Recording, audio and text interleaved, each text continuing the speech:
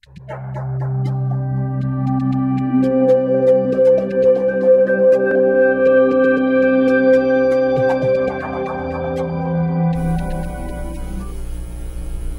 Lord be with you. A reading from the Holy Gospel according to John.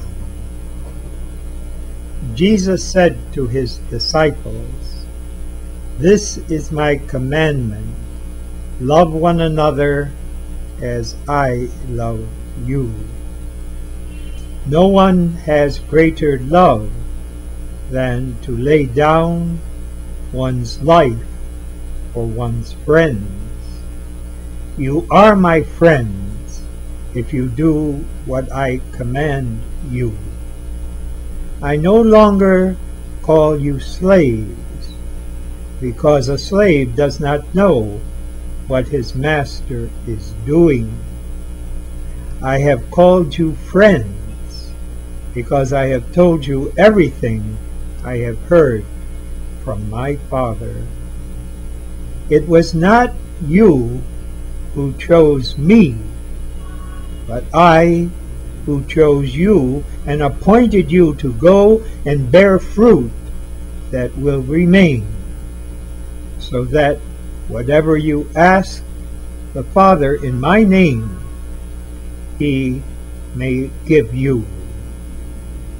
This I command you, love one another." This is the good news of our salvation.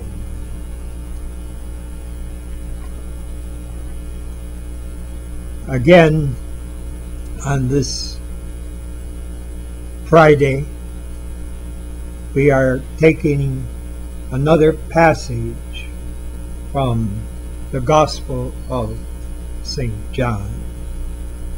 It is the passage, again, that continues his discourse at the Last Supper. Jesus is a prophet here, speaking in the name of God. This has been a theme of the whole discourse that we have been reflecting on in the last week. He is a prophet speaking for the Father, and he is telling us that he has an intimate relationship of love with the Father. He has transparency and complete communion. And this communion, which is authentic, brings about commitment. Communion and commitment are interrelated. So if you love someone, you don't love them just in words, and you make a place for them in your life. You have many priorities, perhaps many responsibilities. But if you have a bond of belonging with someone, that someone is you must make room for. Rearrange things. Give them a more important position in your time, your talent, and your treasure. What Jesus is telling us, not only by what he said, but what he did, is we must give and not count the cost. This is the example as a prophet, teaching by example, that Jesus gave us, because we know that soon after the meal was over, they went and they prayed in the Garden of Gethsemane. And at the end of prayer, where Jesus begged his Father to protect him, the soldiers and the police came with clubs and swords and spears. And they arrested him, and it would begin a long struggle of pain evil, alienation, savagery, barbarism, until he was tortured to death. And during that whole period, he told us, not by what he said, but what he did, what are the demands of love in this world. It is not the good life.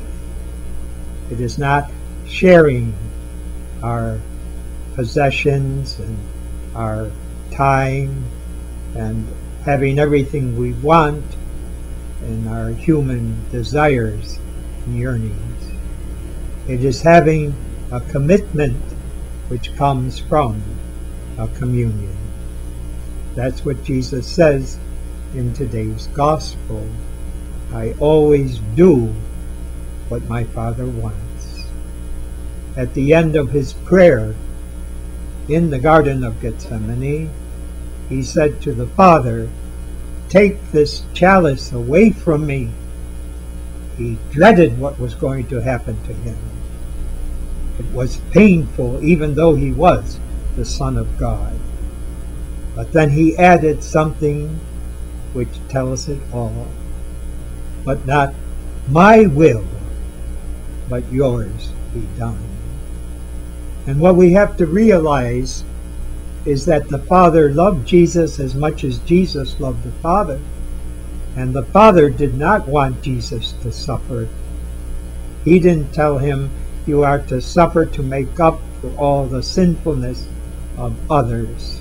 No, what he was telling the Father was simply this: you must continue to love those who are persecuting you.